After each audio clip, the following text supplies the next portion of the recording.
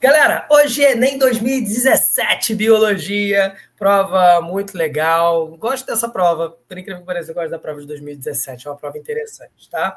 Carolzinha tá chegando aí. Fala, Carolzinha, bem-vinda. Chegou na hora boa, começamos aqui, vamos para a nossa primeira questão do dia. Então vamos lá.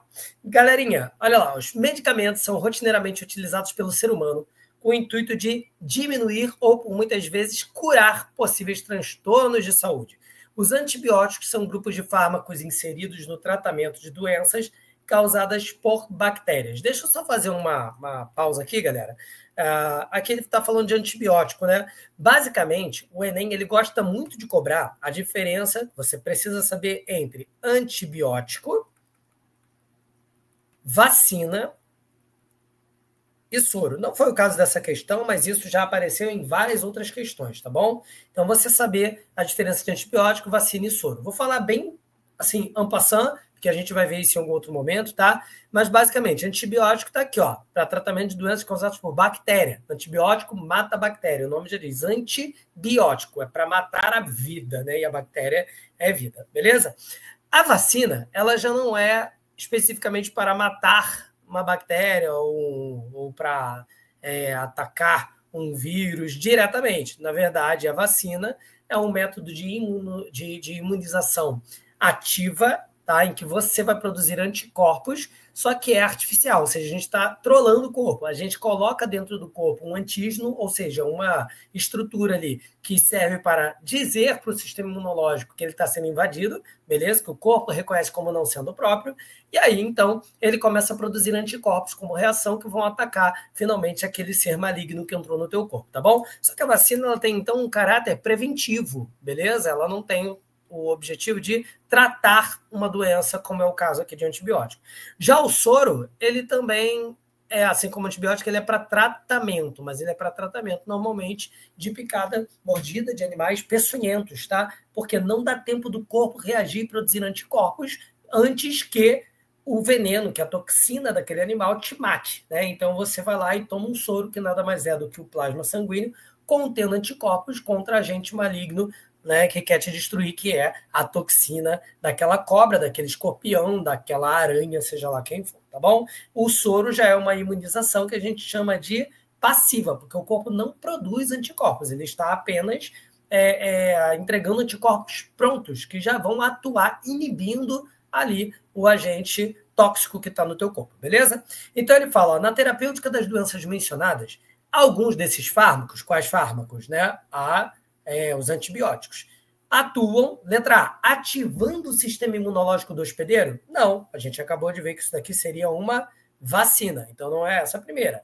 Interferindo na cascata bioquímica da inflamação? Gente, quem é que interfere na cascata bioquímica da inflamação? São medicamentos que a gente conhece como anti-inflamatórios, beleza? Anti-inflamatórios interferem na cascata bioquímica da inflamação. Normalmente, o que é uma inflamação, galera? Aproveitando aqui, é um processo em que você vai ter ali o desenrolar de uma infecção, caracterizado principalmente por inchaço, porque quando você tem uma inflamação, vamos dizer que aqui eu tenho, por exemplo, um vaso sanguíneo, que eu tenho uma bactéria maldita que quer destruir tua vida e acabar teus sonhos. Normalmente, o que vai rolar aqui? Uma diapedese, né? Ou seja, células do sistema imunológico vão atravessar o vaso sanguíneo e vão até o local da infecção para fagocitar o agente invasor, ok? Nesse processo daqui, para ele acontecer, a gente vai ter também algumas células chegando aqui chamadas de mastócitos, beleza? E os mastócitos vão produzir heparina e histamina.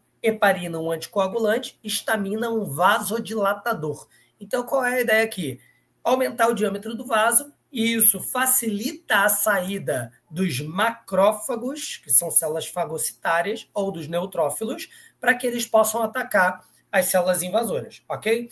O lance todo é que, quando isso acontece, acaba extravasando um pouquinho de plasma. E aí o local fica inchado, vermelho, porque tem mais sangue circulando ali, já que houve uma vasodilatação, tá? E também pela produção ali também de bradicinina, que é uma outra substância que os mastócitos produzem, né? A gente vai ter ali dor, tá? Que é importante que doa ali no local.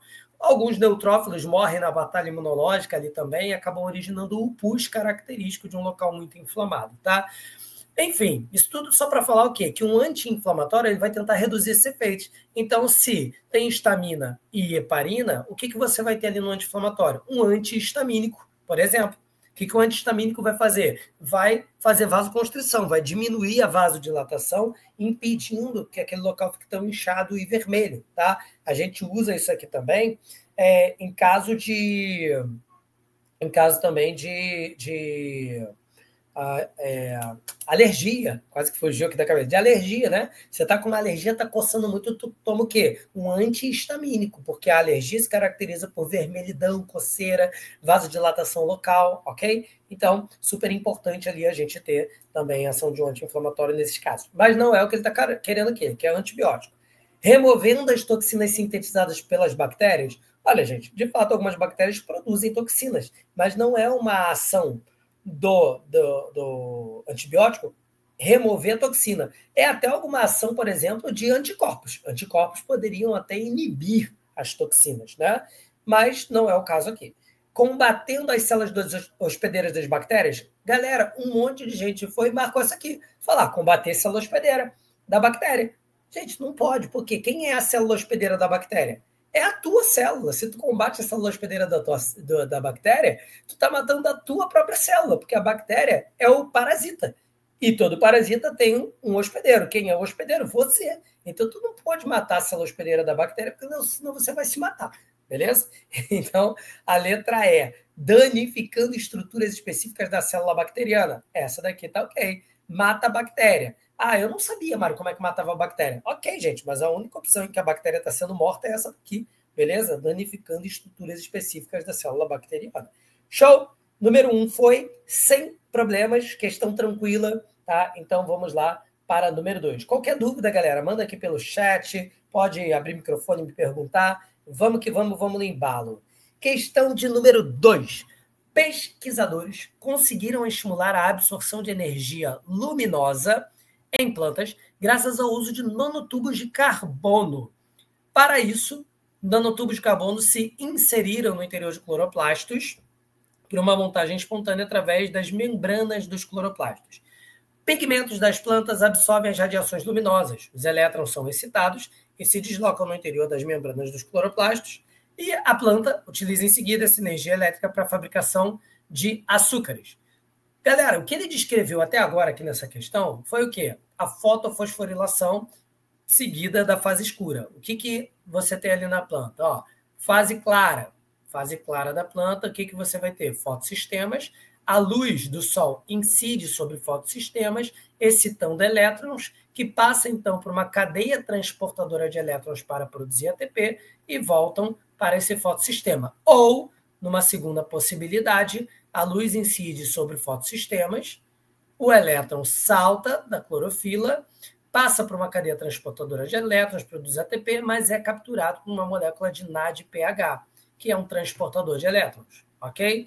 E leva com ele. Ah, Mário, o fotossistema fica sem elétron? Não, rola a fotólise da água, quebra da molécula de água, para fornecer um elétron aqui para o fotossistema e acaba liberando oxigênio para a atmosfera, ok? Isso tudo aqui é a fase clara, um processo que a gente chama de fotofosforilação. Aqui cíclica, porque o elétron que saiu volta para a clorofila, e a cíclica, quando ele sai e não volta, tá? Então, olha que ele fala aqui, ó.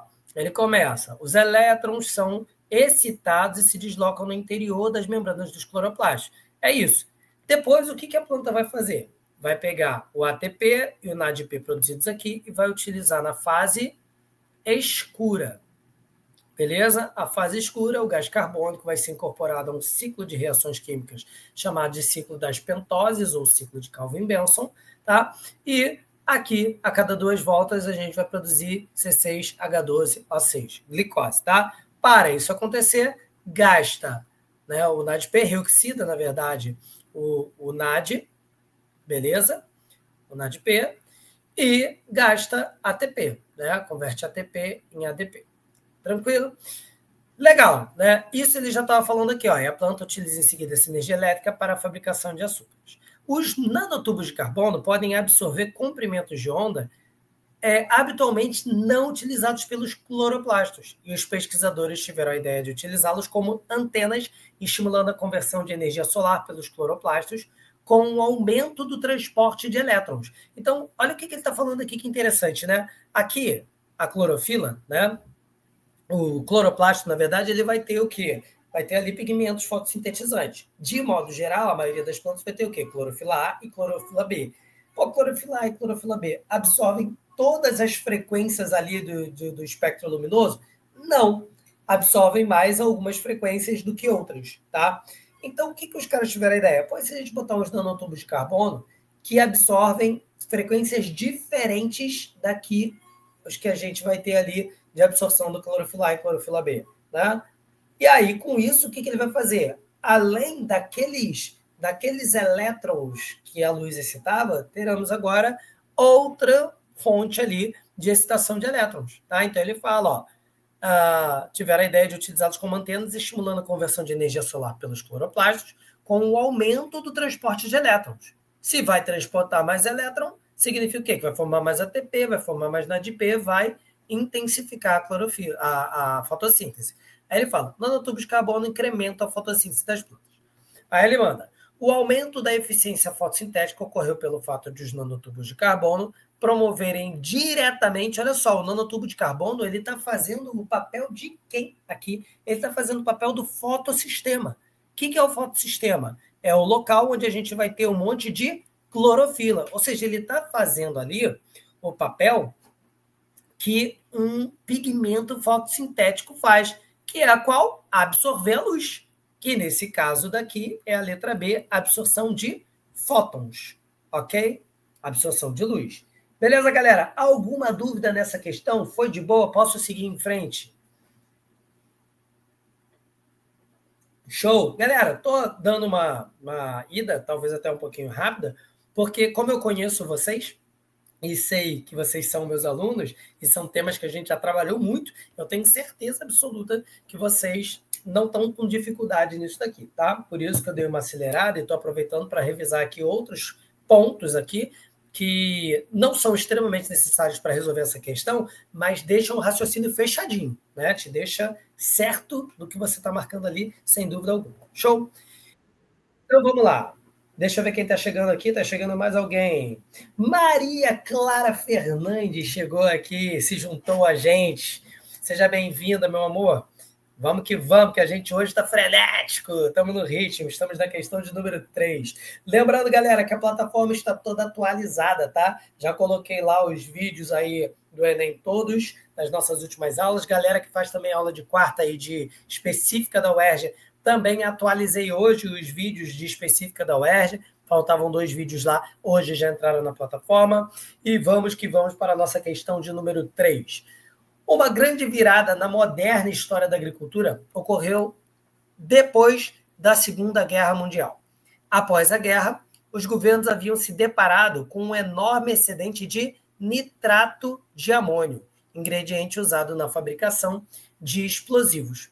A partir daí, as fábricas de munição foram adaptadas para começar a produzir fertilizantes, tendo como componente principal os nitratos, né? É verdade, galera, que o nitrogênio ele fertiliza demais o solo, né? Então, se você tem ali nitrato de amônio, está sobrando, né? O que ele faz? Pô, vamos pegar isso daqui e vamos utilizar como fertilizante. Aí ele fala, no ciclo natural do nitrogênio, já sabemos que é uma questão sobre o ciclo do nitrogênio, o equivalente ao principal componente desses fertilizantes industriais é produzido na etapa... Vamos lá, galera. O que ele está produzindo aqui? Ele está produzindo...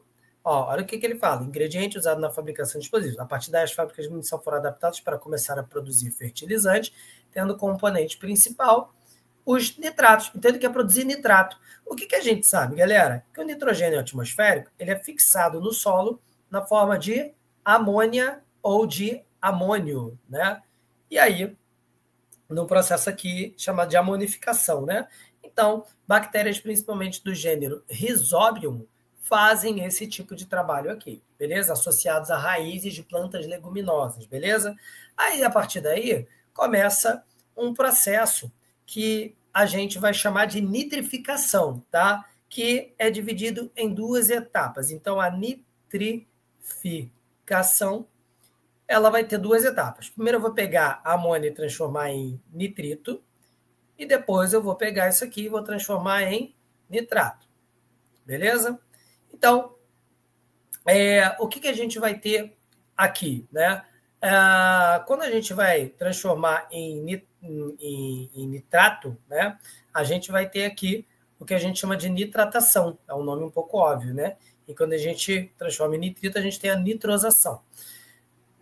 E depois a plantinha vai conseguir, então, absorver esse nitrato aqui, e aí vai passar pela alimentação para os animais, beleza? Como a gente, tá? E aí depois a gente morre, decomposição, nitrogênio vem para o solo, e as bactérias desnitrificantes normalmente vão jogar isso daqui, esse nitrogênio aqui para a atmosfera, tá bom?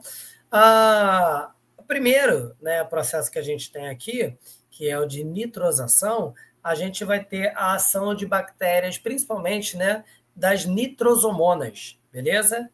E o processo de nitratação, a gente vai ter nitrobacter, tá? As nitrobactérias.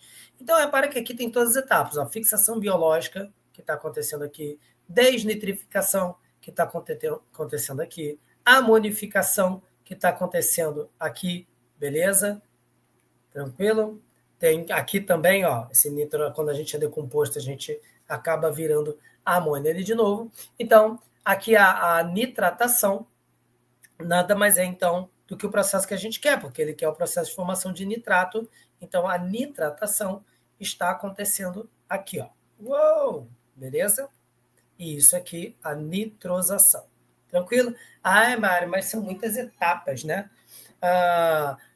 Legal, o Lucas perguntou, a letra C e a letra E correspondem à mesma etapa? Pode ser que sim, pode ser que não. Por que eu estou falando isso, Lucas? Quando, por exemplo, acontece essa formação de amônia no processo de fixação, que é esse em que o nitrogênio é retirado da atmosfera e vem para o solo, eles são o mesmo processo. Agora, quando ocorre a decomposição e eu pego esse nitrogênio que está aqui no solo, né, esses compostos que são gerados e convertem em amônia, aí eu tenho apenas uma amonificação. Mas eu não considero que é um processo de fixação, tá bom? Porque a fixação quem faz são as bactérias aqui do gênero Rhizopus, beleza? Mas nesse caso aqui, nesta etapa aqui, é a mesma coisa, tá? A amonificação e a fixação biológica do nitrogênio é feita através da amonificação. Foi? Beleza, galera? Ciclo do nitrogênio, tema super importante, super batido, mas ao mesmo tempo super importante de vocês dominarem, tá bom? Sempre lembrando que também o Enem cobra, né, a importância do nitrogênio. Para que é importante? Para que a gente tenha ali produção de proteínas, beleza? Então a gente produz aminoácidos para produzir proteínas a partir deles, compostos que têm nitrogênio, né? Tem o seu grupamento amina, que tem nitrogênio, que é aminoácido, né? E também para formar material genético, DNA, RNA, já que são formados por bases nitrogenadas, que são componentes dos seus nucleotídeos. Se são bases nitrogenadas é porque tem nitrogênio, beleza? Let it go, questão 3 foi, letra A aqui, foi a nossa resposta, né? Deixa eu marcar aqui. Pam. Legal. Questão de número 4. Olha que interessante. A classificação biológica proposta por Whittaker permite distinguir 5 grandes linhas evolutivas, utilizando como critérios de classificação a organização celular e o modo de nutrição. De fato, né? Você vê aqui, ó, Monera. Monera é um ser, o quê? Procarionte. Aqui todos os outros aqui são como? Eucariontes. Beleza? Eucariontes. Só que, né, você vai ter aqui algumas diferenças, né? Fungo, por exemplo, você vai ter ali nutrição heterotrófica, assim como animais, né? A planta já é autotrófica. Protista tem autotrófica e heterotrófica. Tem algas aqui também, né? Enfim. Então, ele vai usar isso aqui, modo de nutrição, organização celular. A planta tem parede celular de celulose. O fungo tem parede celular de quitina. Beleza? Então, a gente vai diferenciando eles de acordo com essas características. Já o Ruse, né, em 1990, olha que isso é recente, né? Você repara que é recente. Ele coloca aqui, ó, Hus e seus colaboradores, com base na comparação de sequências que codificam o RNA ribossômico dos seres vivos, estabeleceram relações de ancestralidade entre os grupos e concluíram que os procariontes do reino Monera não eram um grupo coeso do ponto de vista evolutivo. Então eles falaram, meu irmão, a gente achava antigamente que era tudo bactéria, né? Arqueobactéria, a gente chamava inclusive de arqueobactérias, né? E depois eles chegaram à conclusão que, não, na verdade, arque é um pouquinho diferente, tá? Das eubactérias, tem algumas diferenças ali importantes do ponto de vista genético, principalmente. Então, criaram 3 domínios. Arquea, eubactéria, que ficam dentro do reino Monera, são procariontes também, e o domínio eucária, que vai abrigar aqui protista, fungos, planta e animalia, tá? E aí ele fala, a diferença básica nas classificações citadas é que a mais recente se baseia fundamentalmente em letra A. Tipos de células? Não pode ser, né, gente? Porque senão a arquea e a eubactéria estariam no mesmo modelo, porque ambas são procariontes. Mas não, você separou em 2 domínios diferentes. Aspectos ecológicos? Não, gente. Não tem como você pegar um grupo tão grande como um reino e analisar aspecto ecológico para diferenciar, porque ali a diversidade de aspectos ecológicos é imensa. Relações filogenéticas? Pô, olha que interessante, gente. O que ele está usando aqui? Sequência que codifica RNA ribossômico de seres vivos.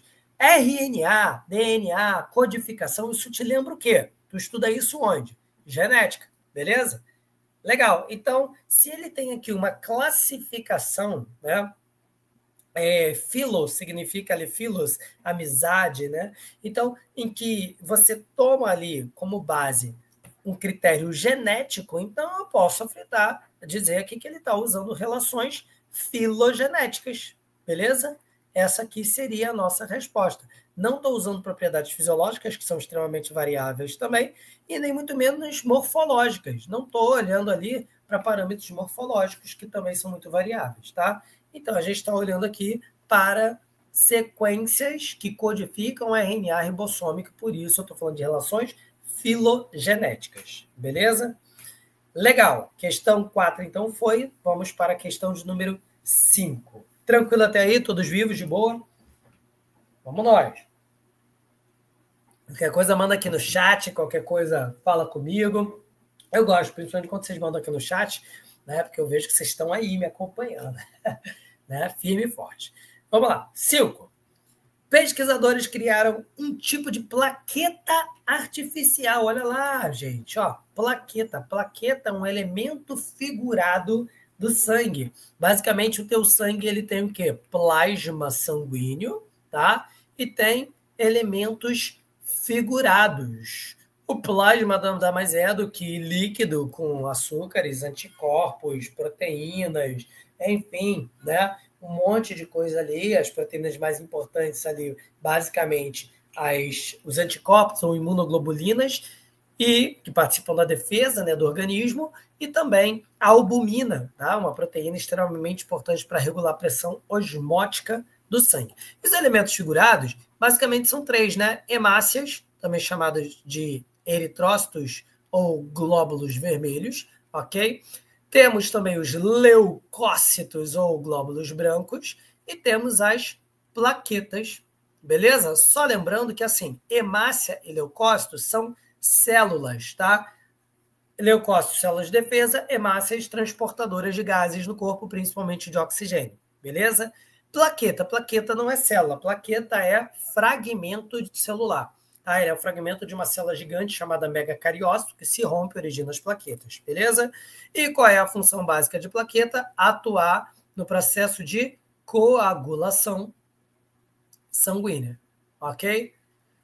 Show! Então eles falam, ó, pesquisadores criaram um tipo de plaqueta artificial feita com um polímero gelatinoso coberto de anticorpos que promete agilizar o processo de coagulação quando injetada no corpo.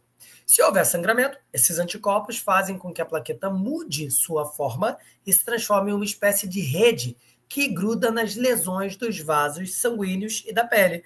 Basicamente isso, as plaquetas elas vão entrar em ação quando eu tenho uma lesão na pele. Então vamos dizer que eu tenho aqui uma lesão no meu vaso sanguíneo, né? Na verdade, uma lesão no vaso sanguíneo. As plaquetas elas vão chegar aqui nesse local e vão estimular uma cascata de reações aqui que vão levar à coagulação sanguínea, que termina com a formação de uma rede de fibrina que impede a saída dos elementos do sangue, né? E vai formando aqui meio que um coágulozinho que tampa aqui esse vazamento, ok? Legal, né? Ele diz que essa plaqueta artificial vai fazer mais ou menos a mesma coisa, tranquilo? E aí ele fala, qual doença cujos pacientes teriam melhora do seu estado de saúde com o uso desse material? E coloca aqui algumas doenças interessantes, tá?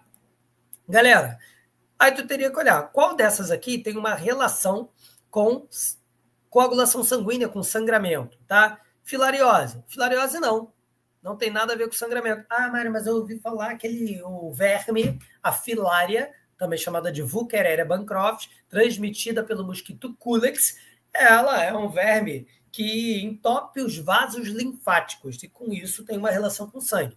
Os vasos linfáticos são responsáveis por levar a linfa, ou seja, o plasma sanguíneo que extravasou para os tecidos, de volta para a corrente sanguínea. Mas não tem nada a ver com coagulação sanguínea, gente. Entope o vaso, vai acumulando linfa, a pessoa vai ficando com a parte do corpo extremamente inchada, daí a gente chamar também de elefantíase a doença, tá? Agora, aqui, hemofilia. Pô, hemofilia é hemossangue. Filia, né, vem de amizade, atração, de filos, né, que a gente acabou de falar agora, né? Então, na verdade, a hemofilia é uma doença genética, que está relacionada a quê? Ao cromossomo X. Então, é uma herança sexual ligada ao cromossomo X, beleza? De modo geral, se a pessoa ela possui o alelozinho recessivo para a hemofilia, tá? Se for mulher, teria que estar aqui duplamente. Se for homem, basta ter um. A pessoa seria hemofílica. Ou seja, a hemofilia é uma doença caracterizada pela ausência de um dos fatores de coagulação, que a gente não fala tanto, que é o fator 8, e por isso a pessoa, qualquer sangramento para ela é uma grande hemorragia, tá bom? Então, essa seria a nossa opção. Aterosclerose, não, tá? Isso aqui tem a ver com o acúmulo de gordura nas paredes dos vasos sanguíneos. Doença de Chagas, não. Afeta a circulação? Sim, porque causa cardiomegalia, tá? Mas a doença de Chagas transmitida pelo barbeiro, causada pelo Trypanosoma cruzi, afeta de modo sistêmico o organismo, mas não especificamente o processo de coagulação sanguínea. E a síndrome da imunodeficiência adquirida, também chamada de SIDA, ou em inglês AIDS, beleza? É uma doença que afeta basicamente as defesas do organismo, né? Destrói ali as defesas imunológicas do cara, por isso não tem nada a ver com coagulação sanguínea, tá? Então a letra B de biologia seria a nossa resposta de fato. Tranquilo? Galera, tranquilo? Tô achando essa prova tranquila, hein? Tô achando essa prova mais fácil. Na verdade é assim, né, galera? A gente já resolveu muitas provas do Enem. Conforme a gente vai resolvendo, vai ficando cada vez mais fácil, porque você já viu algumas dessas coisas aqui nas provas anteriores. Então a gente, mas não vi questão de plaqueta, mas viu questão de hemácia, de leucócia, a gente acaba falando da plaqueta, então vai ficando ali um pouquinho mais tranquilo, ok? Aqui, ó, meu copinho, always smile, tá? Não sei se dá para ver, né? Sorria sempre, galera. Mesmo que você esteja 9 e pouca da noite, não sei nem que horas são aqui, tá? Numa aula. E aí você deve sorrir mais, 9h39, porque você está aqui aprendendo e, obviamente, cada um de vocês sabe do porquê que está aqui. Você tem suas metas, seus objetivos e você não vai se deixar levar tão facilmente pelo cansaço. 6. O fenômeno da piracema. O que é isso? Subida do rio. É um importante mecanismo que influencia a reprodução de algumas espécies de peixe, pois induz o processo que estimula a queima de gordura e ativa mecanismos hormonais complexos, preparando-os para a reprodução. Legal, né, galera? Alguns peixes, eles têm que subir o rio, vão contra a correnteza. A correnteza está para cá, o peixe está subindo para lá. Então, ele passa ali por um processo de queima de gordura, e isso é importante para ativar a liberação de alguns hormônios responsáveis pela reprodução. Tá? Então, eles normalmente sobem, colocam seus ovinhos em algum local do leito do rio lá acima, tá? E ok, missão cumprida, esses ovinhos vão originar a próxima leva desses peixes. Então, isso acontece, por exemplo, com alguns peixes como salmão, alguns peixes de rio, tá? Legal. Aí ele fala, intervenções antrópicas, que é isso? O homem vai lá e mete o bedelho, né? O que ele faz? Nos ambientes aquáticos, como a construção de barragens, interferem na reprodução desses animais. Por quê? O homem vai lá e fala, quero produzir uma hidrelétrica, né? Aí ele vai lá e constrói uma barragem. imensa. Então, aqui, ó, vou botar aqui uma barragem. E aí, o peixinho, né? Agora eu fiz aqui uma barragem, empossei essa água daqui, beleza? Além de todos os impactos que a gente tem, um outro impacto também comum é o fato de que vai ficar essa barragem que no meio da travessia da subida do pobre do peixe. O peixe já tinha dificuldade de subir contra a correnteza, agora tem uma barragem. Aí o pessoal coloca aqui umas escadinhas, beleza? Não sei desenhar a escada não, gente. Mas coloca umas escadinhas para o peixe pulando a escadinha e chegar aqui em cima. Mas mesmo assim, os ovinhos que são colocados aqui acabam descendo, ficam presos aqui. Às vezes eles tinham que descer até aqui, não desce. Fica preso, beleza? Ou seja, isso daqui atrapalha que o bichinho chegue no local certo, que os ovinhos cheguem no local certo e, obviamente, atrapalha o processo de reprodução dos peixes, podendo diminuir aí a quantidade de indivíduos da espécie e, a longo prazo, levar à extinção, né? Então, olha lá, essa intervenção antrópica prejudica a piracema porque reduz, letra A, percurso da migração. É um pouco, para mim, óbvio, né? Se o bicho não consegue passar daqui, vai reduzir o percurso da migração. Ele tinha que chegar aqui, tem uma barragem na frente, né? Por mais que bote escadinha, não fica tão fácil. Então, vai diminuir aqui o percurso da migração. Mas vamos ver as outras só para eu garantir. Longevidade dos indivíduos? Não, não é longevidade. Né? Vai impedir que eles nasçam, mas se nasceu, ele vai viver. Ele pode até viver até a idade que ele vivia, entendeu? O problema é a reprodução. Disponibilidade de alimentos? Não necessariamente. Ele só sobe, ele não sobe atrás de alimento, ele sobe para reproduzir. Ele pode ficar no lugar dele que ele não vai ter alimento. Período de migração? Não, não altera o período. O bicho vai continuar migrando na mesma época. Ele só não vai conseguir chegar no local que ele precisava.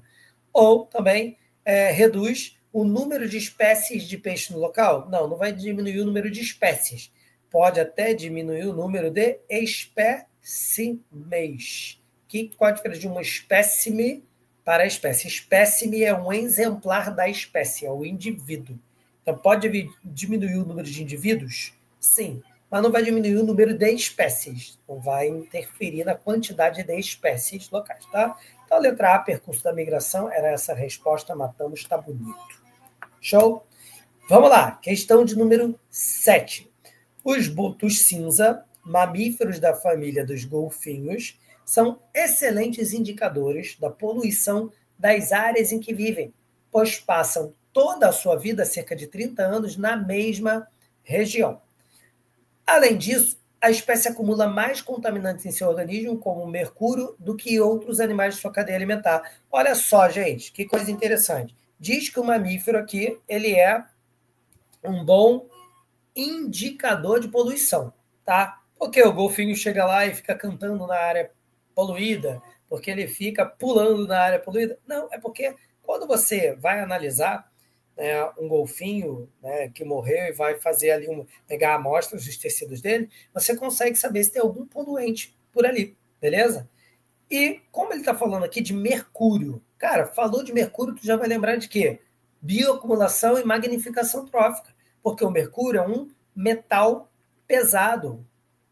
Qual é o grande problema dele? Né? O problema desse metal pesado é que ele fala que a espécie acumula. Por que acumula? Porque ele não é biodegradável.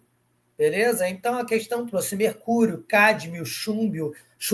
Ele está falando de metais pesados, ou seja, são elementos não biodegradáveis, por isso se acumulam nos organismos dos seres vivos. Se acumulando, o que vai acontecer? Como os seres vivos fazem parte de uma cadeia alimentar, né, os seres vão comendo ali os seres do nível trófico abaixo, e tudo que estava diluído, espalhado neles contaminante, vai se acumulando nesses seres. Se acumulando, fazendo ali a bioacumulação, né, vai acabar também passando ao longo dos níveis tróficos da cadeia alimentar. E quem é que vai receber a maior quantidade de poluentes? É sempre o animal que é predador topo de cadeia. Tá? Então, por que o pobre do golfinho acaba sofrendo com isso? Os botos cinzas acumulam maior concentração porque, letra E, estão no topo da cadeia alimentar. Beleza? Não é o fato de serem herbívoros, porque não são. Não é o fato de serem detritívoros, se alimentarem de detritos, de resto, porque não são. Não é o fato de serem de grande porte, eles até são, mas não é isso que impacta. Digerem o alimento lentamente, também não é isso, né? Porque isso aqui não adianta, tu não digere, não é biodegradável. É o fato de estarem no topo da cadeia alimentar. Então, a letra E de equino é a nossa resposta. Galera, tudo tranquilo até aqui? Alguma dúvida ou tá de boa?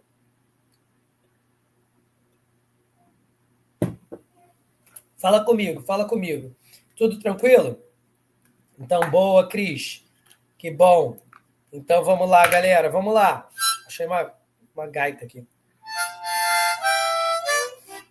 Mandei aqui um Beatles só para a gente começar. Número 8. Visando explicar uma das... Cara, essa questão é muito legal. Presta atenção nisso aqui, porque essa é uma questão que fala sobre a membrana plasmática, né? Um tópico também bem importante.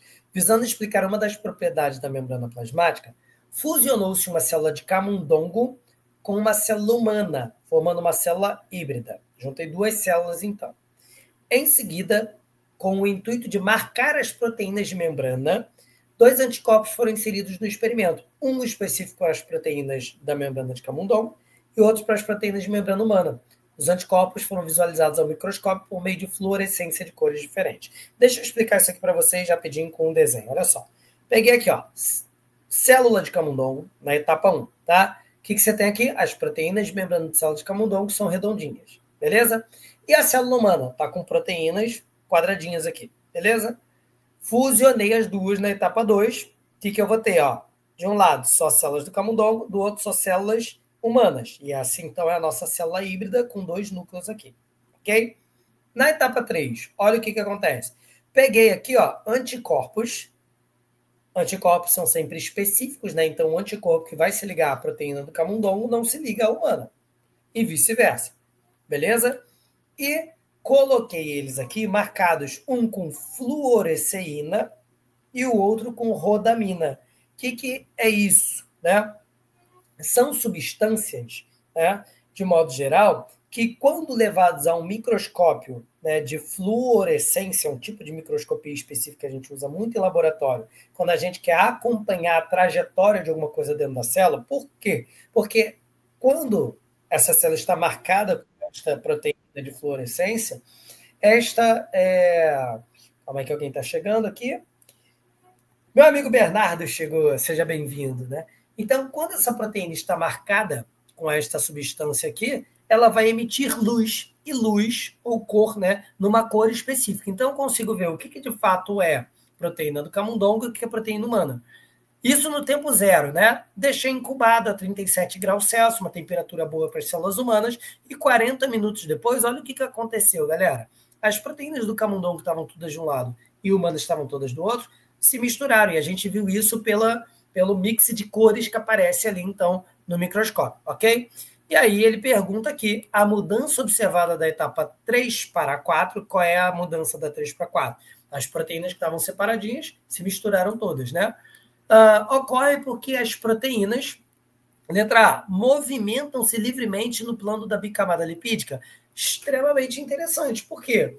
O que nós sabemos é que os fosfolipídios que contêm ali, que formam, né, que compõem a bicamada lipídica, que é encontrada ali em qualquer membrana plasmática de célula, a gente sabe que eles não estão totalmente grudados. Eles, na verdade, são meio que soltinhos. Eles têm uma atração bioquímica, mas eles podem trocar de camada, trocar de lado um com o outro, e tudo que está mergulhado ali nessa bicamada pode ir se movimentando nela. Ou seja, esse modelo aqui é o modelo que a gente chama de mosaico fluido. Não é à toa que é fluido. Ele é fluido porque justamente esses fosfolipídios podem se movimentar livremente no plano da bicamada lipídica, beleza? Tanto os fosfolipídios e tudo que está neles, como por exemplo, as proteínas de membrana, ok? Então, a letra A já é a nossa resposta. Olha B, permanecem confinadas em determinadas regiões da bicamada. Se permanecesse confinada, da etapa 3 para 4 não teria mudado nada, beleza? C, auxiliam o deslocamento dos fosfolipídios da membrana plasmática? Não são as proteínas que auxiliam o fosfolipídio, o deslocamento do fosfolipídio. Ao contrário, deslocamento do fosfolipídio que auxilia a movimentação das membranas, ok? Das proteínas, perdão. D, são mobilizadas em razão da inserção de anticorpos. Então só se movimentou porque chegou o anticorpo. Não, o anticorpo foi só para marcar e eu consegui enxergar lá no microscópio de fluorescência, ok? São bloqueados pelos anticorpos? Não foi nada bloqueado, pelo contrário, continuaram funcionando ali de boa. Beleza? Então, questão também boa, super interessante. Deixa eu fazer uma pergunta aqui, coloca aqui no chat. Quem fez essa prova antes da aula? Quem conseguiu? Algumas pessoas perguntaram que prova era hoje, né? Então, eu queria saber, quem conseguiu fazer antes da aula esta prova aí? Ou vocês estão chegando para ver assim pela primeira vez? Alguém conseguiu fazer antes? Fala comigo aí, fala comigo aí. Opa, a Ana Clara fez uns 10 minutos antes. Tá valendo, Ana Clara. Pelo menos dá aquela passada de olho, que aí tu já chega aqui e fala, ué, sei ou não sei, né? Tem alguma coisa aqui que eu não tenho ideia. Isso é bacana, tá? Só a Ana Clara, né? Ali, Lucas, essa eu não cheguei a fazer não, mas estou conseguindo fazer antes de você mostrar essa. Pô, boa. É isso aí, já dá aquela passadona de olho, que aí tu já vai sacar se tu sabe ou não. A Maria Clara, fiz algumas questões, outras fiquei na dúvida, show. Então vamos tirar todas as dúvidas hoje aqui, fica super à vontade. Bernardo Zagari também fez um pouco, não tinha terminado. Beleza, galera. Então, ó, se tiver qualquer dúvida além do que eu falei aqui, pode mandar que a gente tira. A ideia é vocês saírem daqui sem dúvida nenhuma, tá bom? Carol, fiz há um tempinho, refazendo mesmo. Show, Carolzita. Vamos que vamos então, ó. A distrofia muscular do Duchenne, DMD, é uma doença causada por uma mutação em um gene localizado no cromossomo X. Beleza? Então, mais uma questão aqui, ó. Falamos sobre hemofilia e agora a DMD, a distrofia muscular do Duchenne. Pesquisadores estudaram uma família na qual gêmeas monozigóticas. O que é uma gêmea monozigótica, galera? É a minha gêmea, né? É aquela que é uma cara do outra, né? Focinha de uma, focinho da outra, né? Tudo igualzinha porque são monozigóticas, beleza? São gêmeas idênticas, vieram a partir do mesmo zigoto, tá? Então, como é que acontece? Um espermatozoidezinho, tá? Aconteceu aqui em casa, né? Não aqui que eu não morava aqui, né? Foi no meu ex-apartamento. Então, tava lá, o meu espermatozoide se encontrou lá com o ovócito lá da Mari, beleza? Em um determinado momento, numa incrível e calhante... Não preciso contar esse detalhe, né, gente? Não, eu falo da vida dos outros, da minha não dá para contar esse detalhe, não, deixa para lá. Enfim, o que aconteceu foi que se encontraram daqui, resultou numa linda história de amor, aqui um zigoto ou célula-ovo. Só que esse zigoto ou célula-ovo, ainda nos seus períodos iniciais de desenvolvimento, se dividiu em dois, beleza? E cada um deles foi dando origem. Esse daqui deu origem à Bela e esse daqui deu origem à Lua. Tranquilo? No meu caso aqui, tá? Mas minhas filhas nasceram sem problema nenhum, perfeitas. Neste caso daqui aconteceu um problema. Ó, ele falou...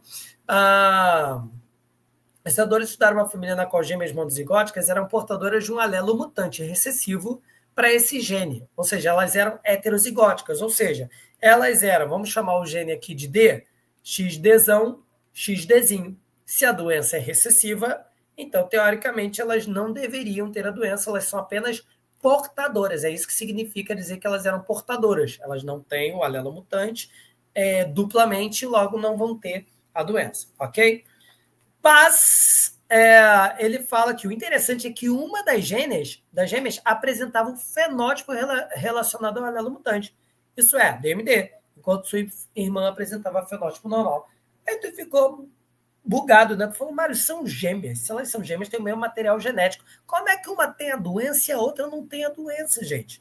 Então, isso daqui só dá para a gente explicar de uma forma, galera. Olha só, já que é ligado ao cromossomo X, o que pode acontecer é que no período inicial do desenvolvimento delas, em uma delas aconteceu uma coisa que a gente chama de cromatina sexual ou corpúsculo de Barr, que é o quê? A inativação de um dos cromossomos X. Isso pode acontecer de modo aleatório, tá? Às vezes acontece de inativar o cromossomo X que veio do pai, às vezes o cromossomo X que veio da mãe. Então, olha só, se inativa esse cromossomo X aqui, o Dzinho, o indivíduo vai ter o quê? Só Dzão, não vai ter a doença. Então, vamos dizer que na Bela aqui, por exemplo, aconteceu isso, XDzão. Mas na Lua, Deus me livre e guarde, né? vamos dizer que aconteceu de inativar o desão. Então, o que vai se expressar aqui? O desinho, porque não tem o desão. Todo alelo recessivo na ausência do dominante se expressa. Então, ela que teria esta doença, tá? Então, aqui a gente tem como resposta a letra D, né? Inativação aleatória de um dos cromossomos X em fase posterior à divisão que resulta nos 2 embriões, tá? Então, qual é o nome disso daqui? Corpúsculo de Bar. Beleza? Calma aí. Bar, assim. Beleza? Então, ou também chamado de cromatina sexual. Beleza? O Enem cobra esse tipo de coisa de um modo mais simples, é óbvio, né? Mais conceitual. A gente tem, por exemplo, outras provas. A UERJ cobrou isso aqui numa questão em que meteu lá polialelia misturado com corpúsculo de Bar, que era a questão lá da coloração dos gatos, né? Que a gente sabe que a gata fêmea tem 3 cores, o macho só pode ter 2, e aí ele explicou lá essa misturada toda na questão. Mas aqui, não, aqui cobrou de um modo mais conceitual, tá bom? Alguém ficou com alguma dúvida em alguma outra opção dessa daqui, ou podemos seguir adiante? Nenhuma dúvida? Então vamos lá. Achei outro instrumento musical aqui. Para passar de questão, balançou ali, fez barulhinho, foi, tá? Então vamos lá. Questão de número 10. Para se adequar às normas ambientais atuais, as construtoras precisam prever em suas obras a questão do uso de materiais de modo a minimizar os impactos causados no local. Entre esses materiais está o chamado concregrama. O que isso daqui te lembra? Uma mistura de concreto com grama, concregrama. Bem criativo, né? Imagine. Ou pisograma, que é um tipo de revestimento composto por peças de concreto com áreas vazadas. Olha aqui, ó. Olha a imagem. Piso tradicional, não tem área vazada. Piso com graminha, aí tu bota um estufinho de graminha aqui. Beleza? É o concregrama. Difícil de falar isso, né? As figuras apresentam 2 formas de piso feitos de concreto. Então tá aqui o piso tradicional, concregrama, e ele pede a utilização desse tipo de piso em uma obra tem o objetivo de evitar no solo... galera, deixa eu explicar uma coisa para vocês, né? Quando a gente, numa cidade urbanizada, né? Um dos problemas que a gente tem é que a gente pega aquilo que seria solo e transforma em concreto, beleza? Ou ali asfalto, faz calçada, faz asfalto, né, para os carros andarem e tudo. E, obviamente, o poder de absorção da água é menor. Tanto que um dos impactos disso que a gente tem nas cidades é a ocorrência de enchente, beleza? Porque você precisa criar, então, ali redes de esgoto que consigam escoar, né, aquela água da chuva, por exemplo, né? E às vezes não consegue porque o solo ele é muito compactado e ele tem baixo poder de absorção. Então, quando você cria ali um piso que tem grama, ou seja, que tem pedaços ali que não são impermeáveis, o que você está fazendo? Né? A utilização desse tipo de piso em uma obra tem o objetivo de evitar no solo a impermeabilização, beleza? Vai diminuir a temperatura? Até pode diminuir, né?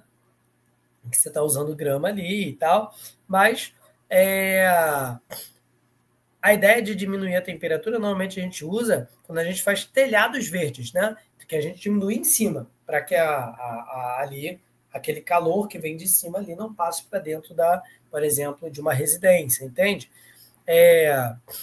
Aqui, ó, acumulação de matéria orgânica para evitar? Não, pelo contrário, aqui aumenta, né, o acúmulo de matéria orgânica, né? Aí, aqui está evitar, né? Então, vai evitar a diminuição da temperatura? Não, aqui aumenta a diminuição da temperatura, beleza? Então, não estaria certa a letra B por conta disso também. Acúmulo de matéria orgânica também não, né? Isso não vai evitar, pelo contrário, vai ter mais. Alteração do pH. Não tem qualquer influência no pH isso aqui, gente. E salinização. Também não tem nada a ver, beleza? Aqui, botaram aqui só porque não tinha mais opção, tá? Então, letra A, impermeabilização é a nossa resposta. Foi? Vamos lá, gente.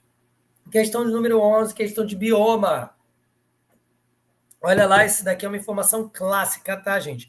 A Mata Atlântica, o nosso bioma, de quem mora aqui do Rio de Janeiro, né, caracteriza-se por uma grande diversidade de epífitas, como as bromélias. Epifitismo, uma relação ecológica em que um ser se abriga no corpo do outro, principalmente porque as árvores de Mata Atlântica são de grande porte e tem normalmente folhas um pouco grandes, um pouco mais largas, né?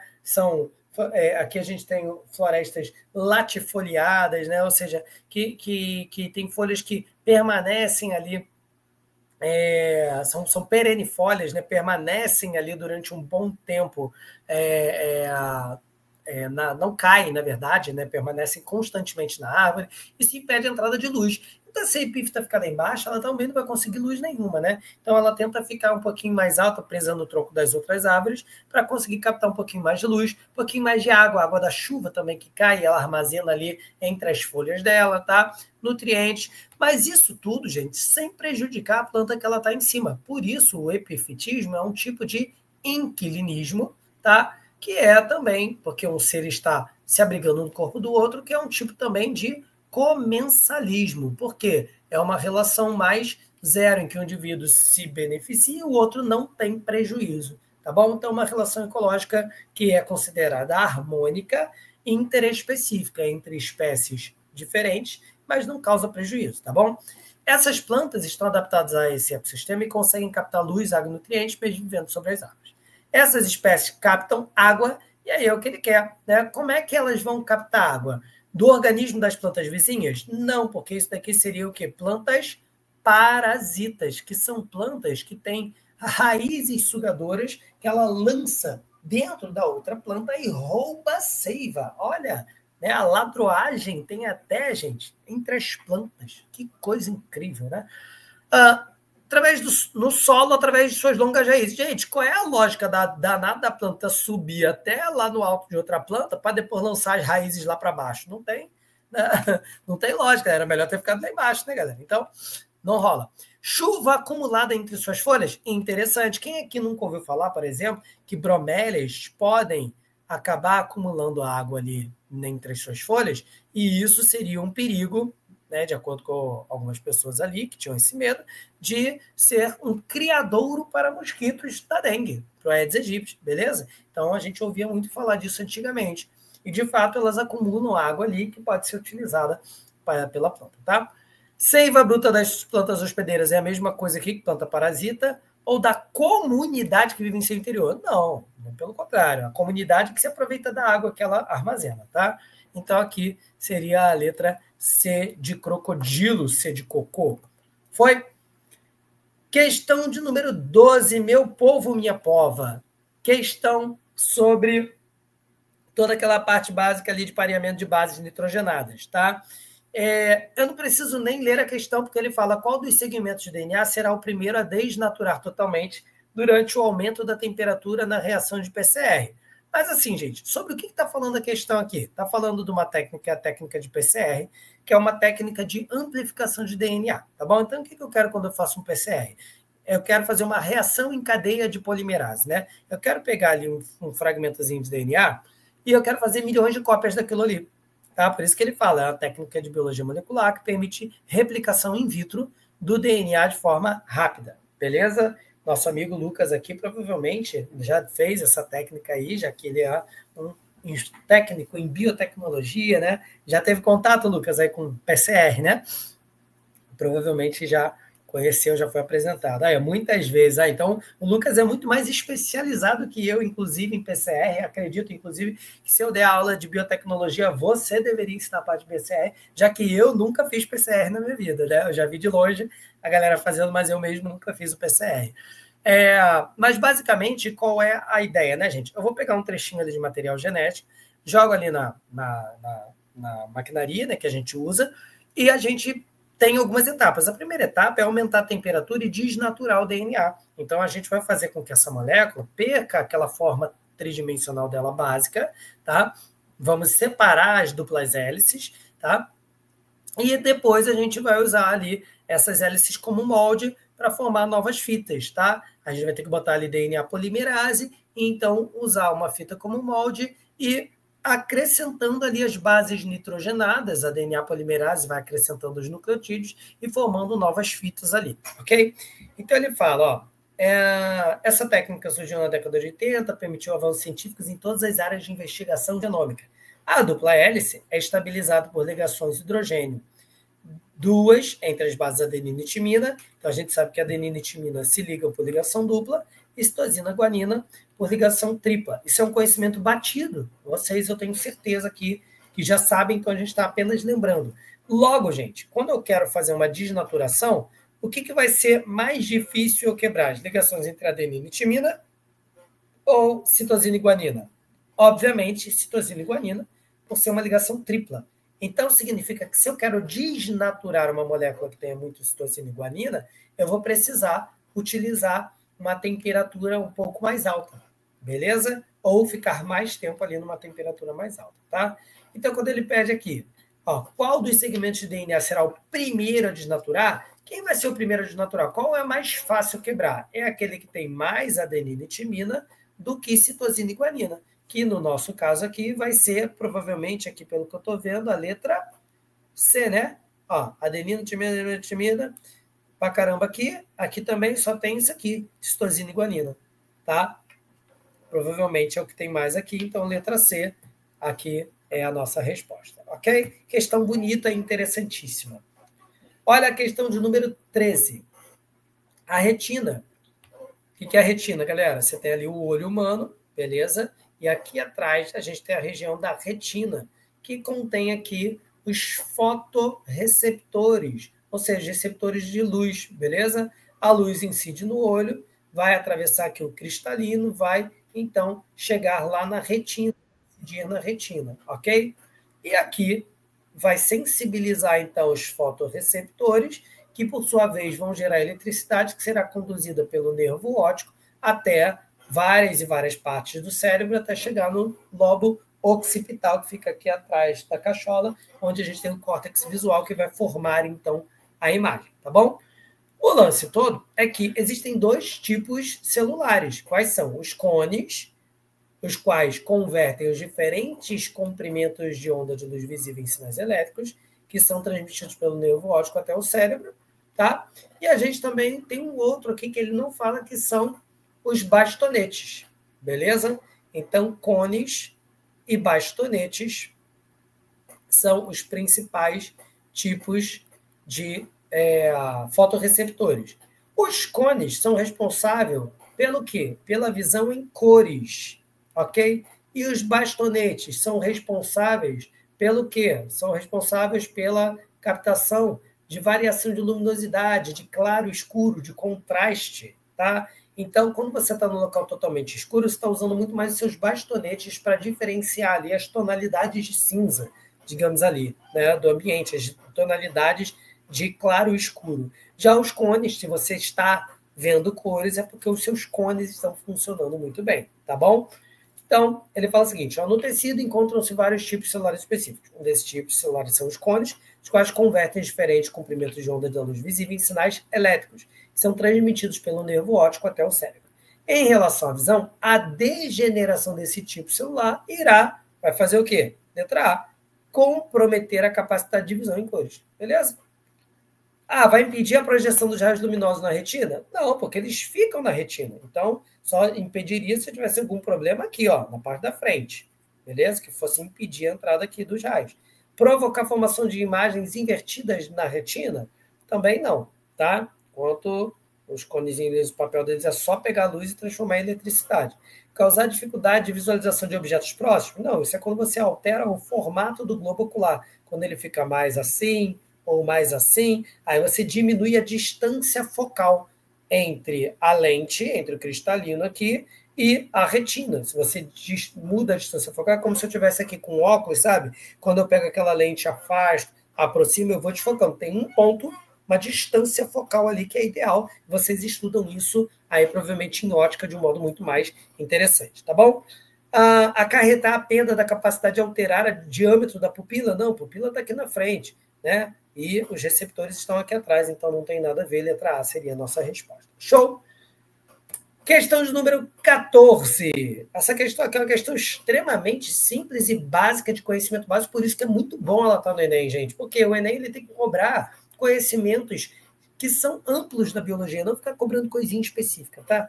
Uma das estratégias para a conservação dos alimentos é o salgamento, a adição de cloreto de sódio, historicamente utilizado por tropeiros, vaqueiros e sertanejos, para conservar carne de boi, porco e peixe. Galera, para que a galera jogava sal na carne? Tem aqui a carne. Eu não quero que ela estrague. O que estraga a carne? Presença de micro-organismos decompositores, como bactérias e fungos ali na superfície da carne. O que eu tenho que fazer para a carne não estragar? Matar as bactérias que vão decompor ela. Como é que eu posso matar a bactéria? Joga sal.